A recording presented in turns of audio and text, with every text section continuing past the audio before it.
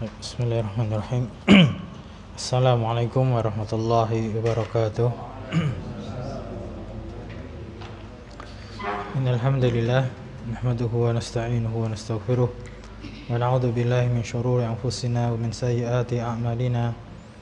Man yahdihillahu fala mudilla lahu wa man yudlil fala hadiyalah.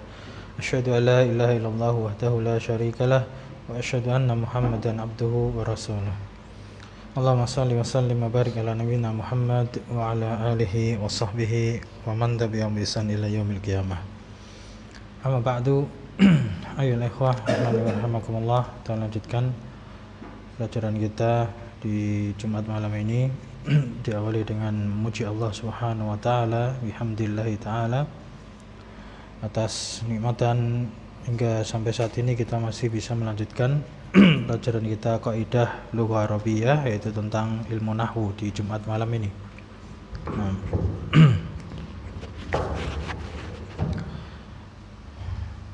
Untuk nahwu kita menggunakan atau membaca kitab Matan Al-Ajrumiyah karya Al-Imam Abu Abdillah Muhammad bin Dawud As-Sanhaji rahimahullah ta'ala.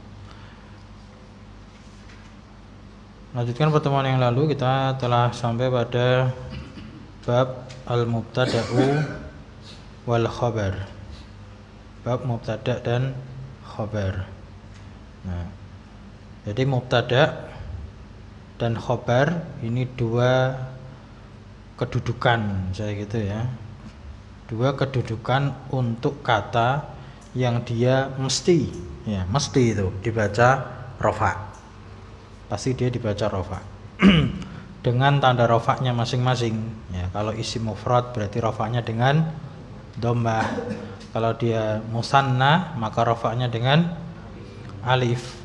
Kalau dia jamak mudzakkar salim maka rafa'nya dengan wawu. Jamak taksir rafa'nya dengan dhammah. Jamak muannats salim rafa'nya dengan dhammah. Ya, jamak muannats salim muslimatun kan itu. Kemudian asmaul khamsah rafa'nya dengan wawu. Sehingga ketika salah satu dari isim-isim yang tadi itu menduduki kedudukan mubtada atau khabar, maka dia pasti dirafa'kan. Dan pertemuan yang lalu mubtada sudah selesai ya. Nah, kita merojaah apa itu mubtada. Al-mubtada'u huwa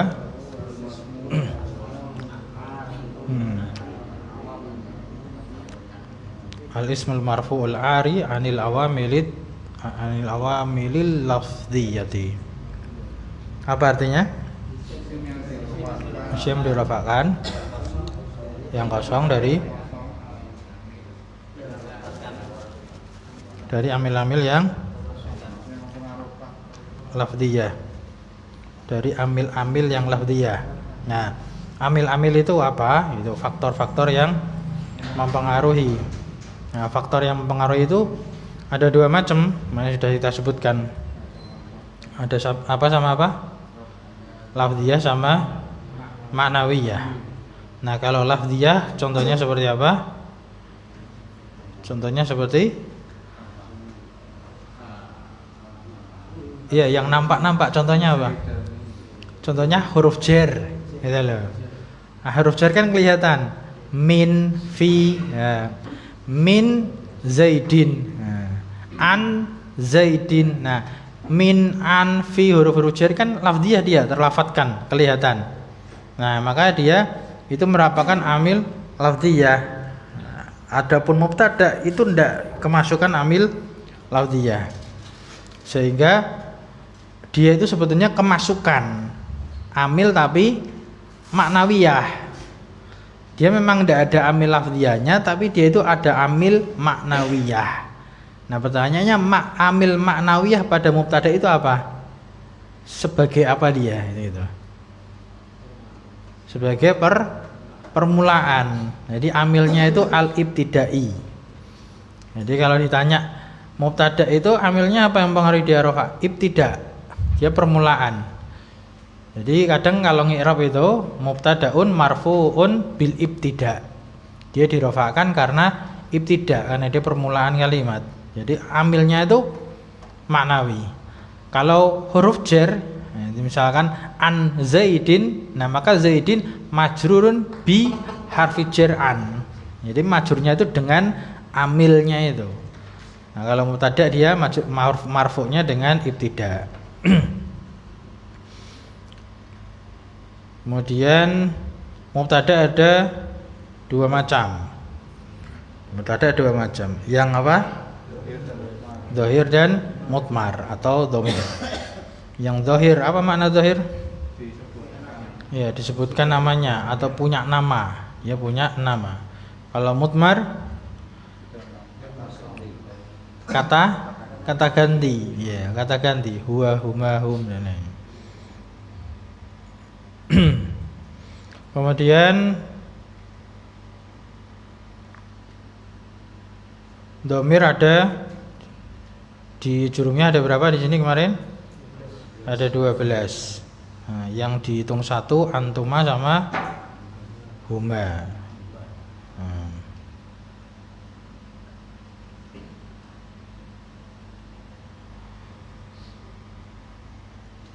Nah, kemudian khobar definisinya kemarin sudah disebutkan.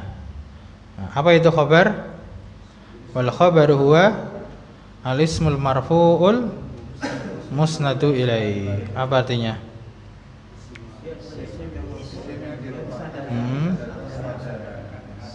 Ya, jadi khobar itu adalah isim yang dirofakkan. Nah, sekaligus dia itu suatu isim yang disandarkan kepadanya sesuatu yang lain, yaitu apa yang disandarkan kepada dia? Mubtada, maksudnya gitu ya. Jadi seperti istilah mudhaf mudhaf ilaih. Antum sudah paham kan mudhaf mudhaf ilaih? Jadi mudhaf mudhaf ilaih kan misalkan Kitabu Zaidin. Nah, ini namanya mudhaf ilaih. Ini namanya mudhaf. Kenapa? Karena ini dia namanya mudhaf. Nah, kalau susunan hadza kitabun berdiri. Nah, ini namanya istilahnya yang lain ya. Selain ini kita katakan mubtada. Ini namanya ya khobarul mubtada. Nah, istilah lainnya khobar ini namanya musnad. Musnad ilaih. Nah, sehingga hadza di sini namanya apa? Musnadnya. Nah, jadi musnad ilaih seperti ini mudhaf ilaih. Nah, jadi ini hadza mubtada ini dia disandarkan kepada siapa? Disandarkan kepada khobar. Khobar ini sebagai musnad ilaih. Nah, ini istilah aja. Jadi kita harus kenal yang dimaksud musnad ilaih itu apa? Musnad ilaih adalah suatu kata yang disandarkan kepadanya. Seperti ini, mudhaf itu kata yang disandarkan kepadanya. Ini maksud daripada musnad ilaih. Semakin paham atau semakin bingung dengan istilah musnad ilaih? Kan kemarin kan kita hanya menjelaskan musnad ilaih kata yang disandarkan kepadanya. Nah, ini saya gambarkan musnad ilaih itu istilah seperti mudhaf ilaih. Gitu. Itu khabar. Selesai itu murojaahnya sedikit. Kemudian kita masuk lanjut perkataan penulis. Qala al-musannifu rahimallahu taala wal khabaru qismani. Iqra. Mufradun wa ghairu mufradin. Fal mufradu nahwu Zaidun qa'imun.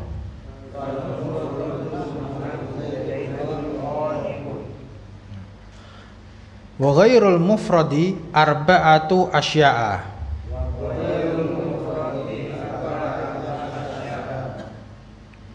Al-jaru wal majruru wal-dharfu wal fi'lu ma'a fa'ilihi wal mubtada'u ma'a khabarihi nahwa qaulika Zaidun fid dari wa Zaidun indaka wa Zaidun qama abuhu wa Zaidun jariyatuhu zahibatun. Nah, terjemahannya wal khabaru qismani, dan khobar ada dua bagian. Khobar ada dua bagian, yaitu mufradun wa ghairu mufradin. Nah, mufradun di sini terjemahannya beda dengan isim mufrad. Jadi mufradun di sini antum terjemahkan satu kata. Mufrad di sini artinya adalah satu kata.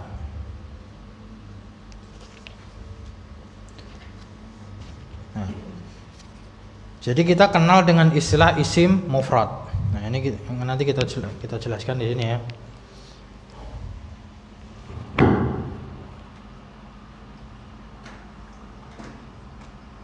Nah, kalau isim mufrad ini artinya apa? Kata tunggal. Apa sih kata tunggal? Menunjukkan ya makna satu. Nah, ini isim mufrad. Nah, bedakan dengan khobar mufrad. Ini kita membahaskan khobar yang mufrad. Nah, khobar mufrad di sini dia artinya adalah satu kata.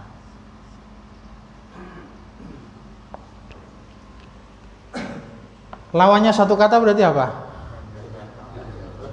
Lebih dari satu kata, dua kata atau tiga kata, empat kata gitu. Nah, sehingga kalau isim mufrad di sini, contohnya misalkan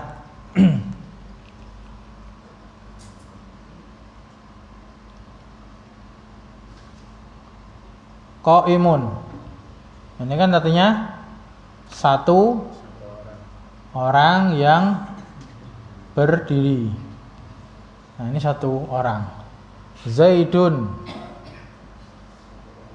Ini artinya satu orang Zaid. Nah, ini namanya isim mufrad, isim mufrad. Nah, beda dengan mufrad, khobar mufrad. Ini satu kata. Nah, satu kata di sini bisa Zaidun, bisa Zaidani, bisa Zaiduna.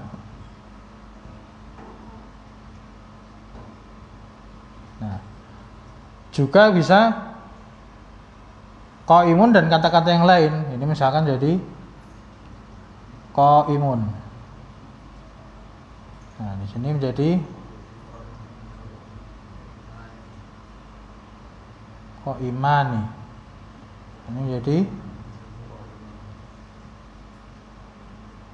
qaimuna. Nah, qaimun, qaimani, qaimuna itu tuh satu kata, meskipun artinya bukan isim mufrad. Satu kata kan ini, qaimun, selesai satu kata. Qaimani satu kata, meskipun terjemahannya dua orang yang berdiri. Terjemahannya kan gitu, dua orang yang berdiri. Qaimuna, banyak laki-laki yang berdiri. Namun kan ini satu kata dalam bahasa Arab. Qaimun, qaimani, qaimuna itu satu kata. Bisa difahami? Nah, ini pahami dulu. Nanti beda dengan yang ghairul mufrad. Nah, wa ghairu mufradin, dan selain satu kata. Ghairu mufradin, selain satu kata.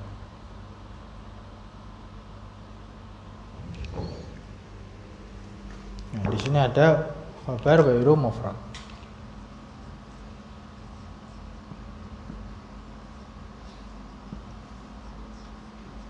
Nah, ghairu mufrad ada berapa di situ? Arba'ah, ada 4. Yang pertama al-jar wal majrur. Nah, contohnya Zaidun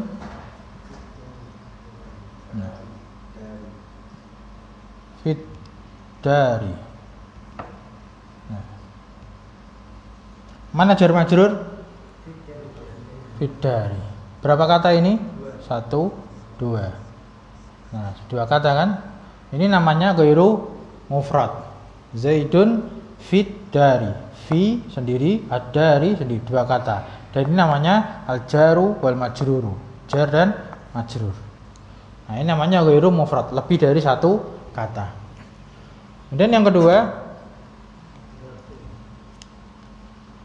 al-zarf.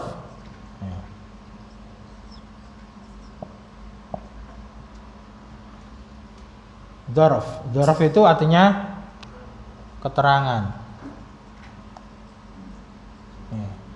Bisa waktu atau tempat. Jadi dzaraf ada 2, zaman ataupun makan. Ada zaman atau makan. Contohnya Zaidun indaka. Nah, indaka ini 2 kata. Meskipun ngetiknya tanpa spasi. Jadi ini 2 kata meskipun ngetiknya tanpa spasi. Kenapa 2 kata? Inda ini dzaraf. Jadi ini dzaraf. Ya. Dzaraf itu dia mudhaf. Nah. Dzaraf itu dia mudhaf, disandarkan. Nah, artinya kan di sisinya. Di sisinya disandarkan. Nah, ka di sini dia namanya madzruf. Madzruf.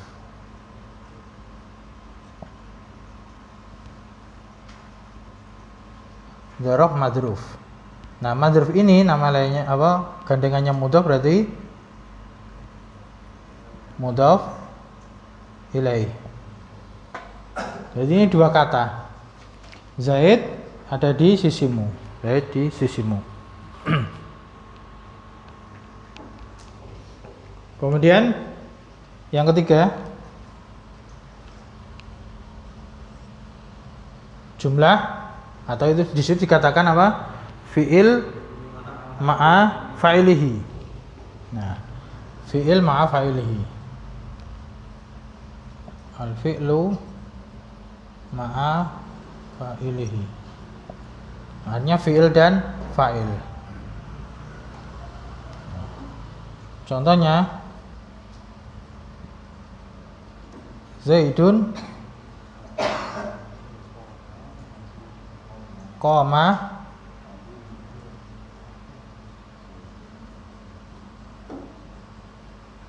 abuhu. Nah, ini banyak ini malahan. Ini ada 3 kata. Jadi kita bahas khobarnya ya. Khobarnya itu ini. Qama ini fi'il, abu hu. Abu hu. Nah, abu di sini dia fa'il. Nah, wa huwa mudhaf. Nah, hu di sini dia mudhaf ilaih.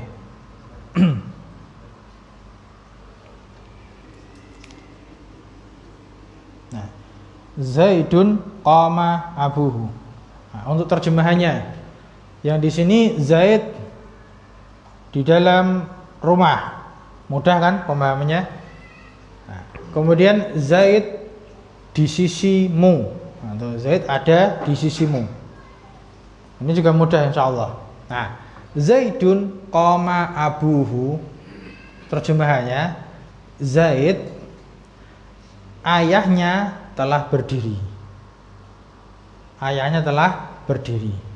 Jadi di sini harus paham siapa fa'ilnya koma.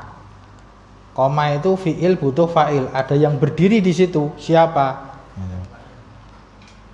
Jadi Zaid, ini kita i'rab ya. Zaid adalah mubtada. Nah, kemudian ini sudah ya. Nah, koma fi'il. Kemudian abuhu fa'il. Nah, dia mudhof. Nah, fi'il dan fa'il di sini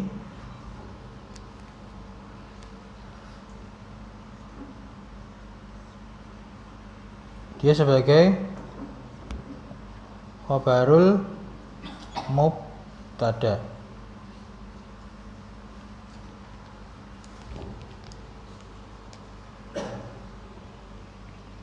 Nah, jadi kalau misalkan tidak ada Zaid, Zaidnya ditutupi, koma abuhu, siapa yang berdiri? Ya, bapaknya dia berdiri. Berarti yang berdiri bapaknya apa dia? Bapaknya kan. Nah, ini mudah kalau ditutup Zaidnya. Nah, kadang itu bingungnya kalau Zaidnya dibuka. Zaid berdiri bapaknya. Nah, kadang ada yang memahami Zaid berdiri, terus bapaknya ngapain? Nah, ikut berdiri itu. Tidak gitu. Jadi di sini fiilnya itu punyanya fa'ilnya bapaknya Zaid. Nah, sedangkan Zaid itu memiliki apa? Memiliki sejumlah kalimat ini. Jadi sejumlah kalimat ini itu menerangkan si Zaid. Lah Zaidnya lagi berdiri apa enggak? Enggak tahu. Ya, kita misalkan sekedar mengatakan Zaid. Nah, misalkan Zaid enggak di sini ya. Kemudian ada seorang bapak-bapak berdiri. Nah, kita mengatakan, wah si Zaid bapaknya berdiri. Nah, Zaidnya enggak di situ. Kita enggak tahu Zaidnya ngapain. Bisa dipahami? Nah, ini namanya fi'il ma'a fa'ilihi. Jadi khobarnya itu berupa fi'il dan fa'il. Nah, ini namanya khobar ghairu mufrad. Berapa kata ini? 1, 2, 3. 3 kata. Nah, kalau mufrad kan 1 kata. Kalau ghairu mufrad bisa 2 kata atau lebih. Ini 3 kata. Nah, kemudian yang keempat, yang terakhir, khobar terakhir yaitu al-mubtada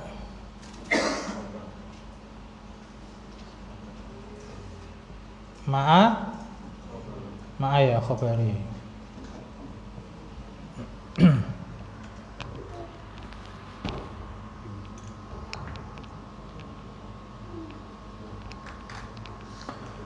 Contohnya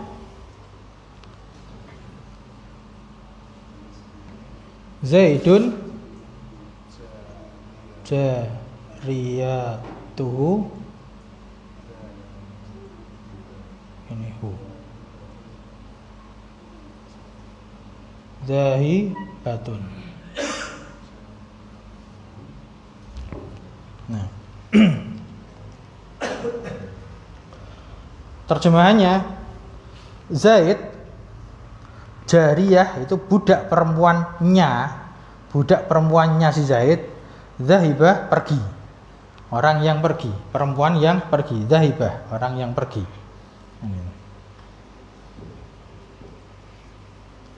Zaid budak perempuannya pergi. Kalau terjemah nahwunya lengkap, Zaid adalah budak perempuannya pergi, atau budak perempuannya adalah seorang perempuan yang pergi gitu. Lengkapnya gitu. Panjang banget ya. Karena dia isim fa'il, kita terjemahkan yang ya. Seorang yang pergi, ya, seorang yang pergi. Kalau terjemah bebasnya ya dengan intonasi itu sudah dipahami. Ya, kalau terjemah bebas kan dengan intonasi Zaid budaknya pergi. Nah, kita mengkabarkan kan gitu. Kita mengabarkan tentang si Zaid. Zaid budaknya pergi. Budaknya minggat misalkan gitu. Nah, gitu. Kan budaknya pergi gitu.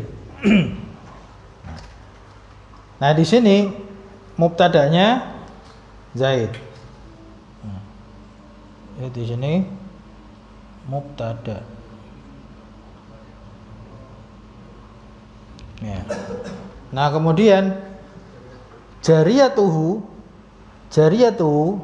ini mubtada lagi. Ini mubtada. Ya. Mubtada. Zahibah ini khobar. Tapi khobarnya siapa? Khobarnya mubtada yang ini. Ya. Jadi kalau ini kita tutup, Zaid kita tutup, kan mubtada khobar nih. Jariyatuhu zahibatun. Selesai kan mubtada khobar kan? Karena dia diawali isim mubtada jariyatuhu zahibatun. Nah, kemudian ada mubtada di awal lagi apa? Nah, si Zaid itu. Nah, maka kemudian mubtada khobar ini, mubtada dan khobarnya ini dia sebagai khobar. Jadi serangkaiannya ini ya. Tapi jariyah itu bisa disebut mubtada tsani Bisa kalau kita mau ngurutkan satu persatu gitu. Nah, jadi Zaidun mubtada, jariyatuhu mubtada tsani. Nah, kemudian zahibatun khobaru mubtada tsani. Paham? Jadi zahibatun itu khobarnya mubtada yang kedua. Nah, kemudian wal jumlatu, nah, jariyatuhu zahibatun itu khobaru mubtada awal. Gitu. Kalau didetailkan seperti itu bisa.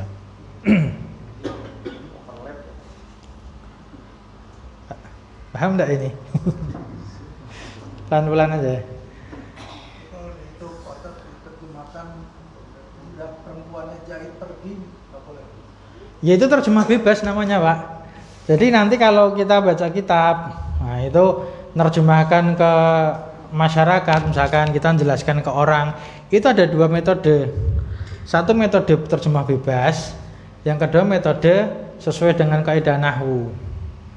Nah, tergantung kalau kita dakwah ya, itu tergantung mad'unya. Tergantung target sasarannya.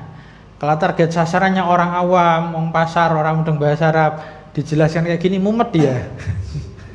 Dijelaskan Zaid adalah budak perempuannya, si Zaid adalah perempuan yang pergi. Pak kan adalah Pak. adalah terus itu. Ya karena kalau belajar nahwu memang gitu. Nah, kalau kita sebagai pelajar nahwu, seandainya kita tidak diterjemahkan pakai adalah kita sudah paham. Kita sudah paham. Jadi seperti ini ya, Zaidun qama abuhu, kita katakan Zaid telah berdiri ayahnya. Kalau kita belajar nahwu itu paham, berarti yang berdiri adalah ayahnya. Ya, kalau orang yang tidak paham nahwu, baca kayak gini nanti mengira Zaid adalah berdiri, dia telah berdiri, karena nanti ininya yang ketutup malah ini. Nah, kalau ini artinya apa? Zaidun qoma, Zaid dia telah berdiri. Ini juga jumlah fi'liyah karena koma di sini sudah ada dhamir mustatir. Ya kan? Ini sudah ada dhamir mustatir, Zaidun qoma, ini sudah khabar berupa jumlah fi'il dan fa'il, fa'ilnya dhamir mustatir. Nah, kalau tidak ada ini, nah ini diartikan Zaid adalah dia telah berdiri. Tapi kalau ada abuhu, maka yang berdiri adalah bukan Zaid, tapi ayahnya Zaid.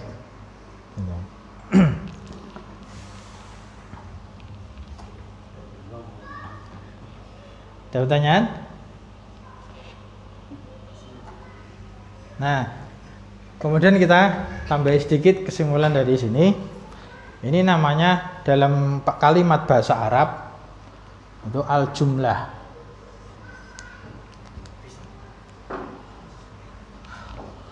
Jadi kalimat ya, dalam bahasa Arab itu adalah al-jumlah. Jumlah. Nah, jumlah itu ada satu ismiyah, al-jumlatul ismiyah, bukan itu. Jumlah ismiyah, kemudian yang kedua al fi'liyah, atau boleh tidak urut boleh.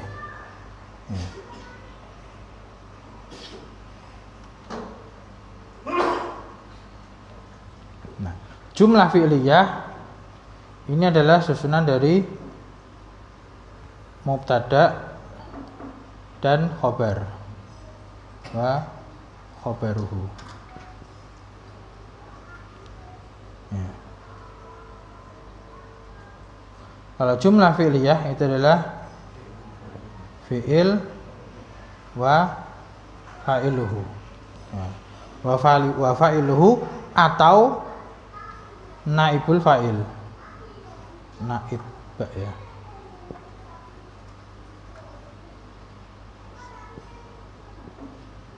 Naibu fa'ilihi. Jadi tergantung fiilnya. Kalau fiilnya maklum maka butuhnya fa'il. Kalau fiilnya majhul maka butuhnya naibul fa'il. Ini jumlah fi'liyah. Nah, kemudian ada istilah berikutnya syibhul jumlah.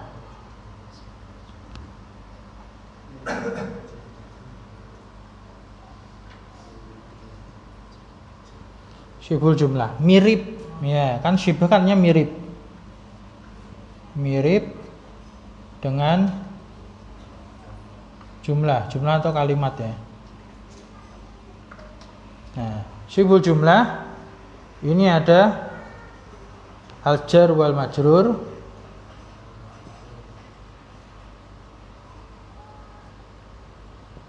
nah, yang kedua al-dzaraf. Ya, bisa dzaraf.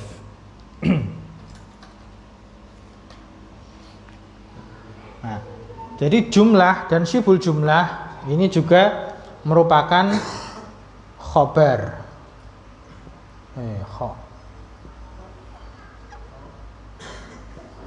Khobar ghairu mufrad. Ya, khabar itu mufrad. Berarti ada yang berupa jumlah, ada yang berupa syibhul jumlah. Nah, dirinci ini detailnya. Ada jar majrur, dzaraf, fi'il dan fa'il, mubtada dan khabar.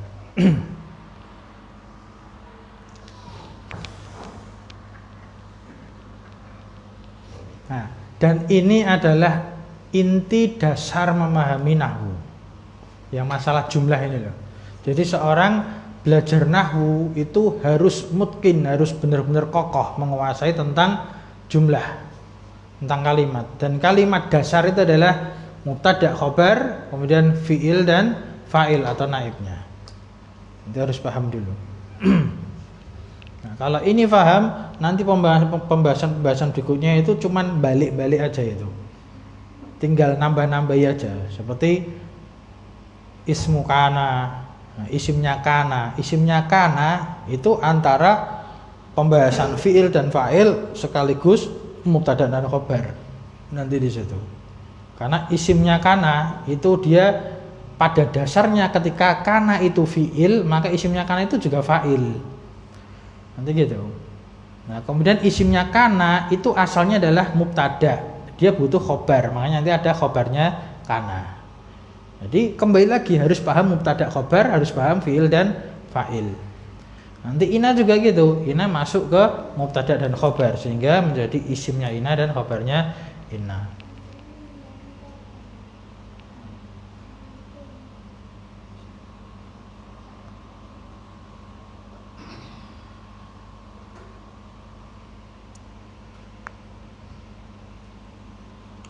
Yang ditanyakan?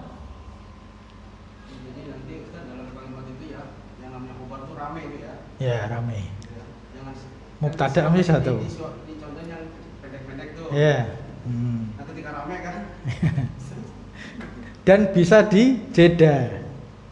Bisa dikasih jeda kan itu. Ya, enggak cuma ramai tapi juga bisa dikasih jeda, diselahi gitu. Kasih selah.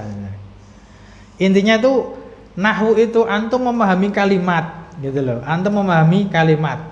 Urutannya nanti kalau baca kitab, urutannya itu shorof dulu nomor 1. Nah, shorof dulu. Antum bisa baca ini Zaidun karena kita sudah kenal ini nama orang. Antum bisa baca ini jariyah karena ini sigoh isim fa'il. Fa'ilah. Nah, jariyatu. Hu nyambung ke domir. Antum bisa baca ini dzahibah karena ini sighah isim fa'il juga. Dzahibah. Itu satu, shorof nomor 1. Nah, nomor 2, antum cari terjemahannya. Prosesnya gitu baca kitab. Antum cari terjemahannya. Zaid nama orang Zaid. Jariyah cari di kamus. Jariyah artinya budak perempuan. Hu berarti dia. Dianya kembali kemana? Domirnya kembali ke si Zaid karena paling dekat ini Zaid laki-laki. Tidak ada yang lainnya lagi. Nah kemudian dzahibah cari terjemahannya juga. Dzahibah artinya orang yang pergi, perempuan. Dari kata dzahaba kan itu. Orang yang perempuan. Nah kemudian masing-masing terjemahnya antum susun, antum merapikan. Nah, Zaid budak perempuannya pergi. Bisa dipahami kalimat itu? Nah, itulah nahwu. Nah, ketika antum budak perempuannya pergi, nah, budak perempuannya pergi ini susunan mubtada dan khobar. Jadi kalau ini ditutup dulu atau satu persatu ya, Zaid ini kan di awal kalimat. Ini tahap ketiga baru nahwu. Jadi yang pertama tadi shorof, kemudian yang kedua cari terjemahan, yang ketiga nahwunya masukkan. Zaid ini kan awal kalimat, maka dia sebagai mubtada. Kemudian mubtada itu pasti butuh khobar, logikanya gitu. Pasti butuh khobar. Antum misalkan ini jariyatuhu, antum jadikan khobar, itu enggak pas. Zaid adalah budak perempuannya, kan nggak pas.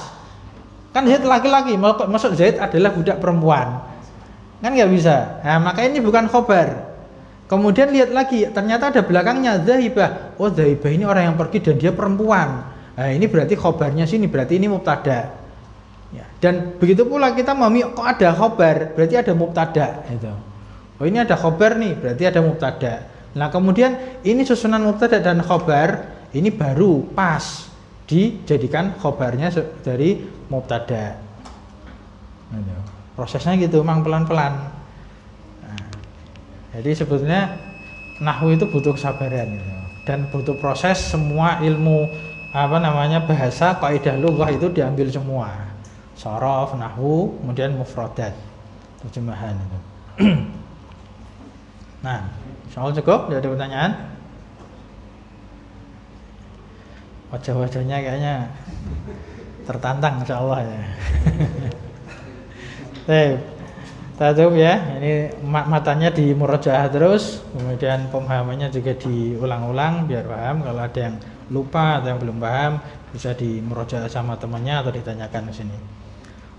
Kita sebutkan naktafi bi hadzal qadar. Subhanakallahumma wa bihamdik asyhadu an la ilaha illa anta astaghfiruka wa atubu ilaik. Alhamdulillahirabbil alamin.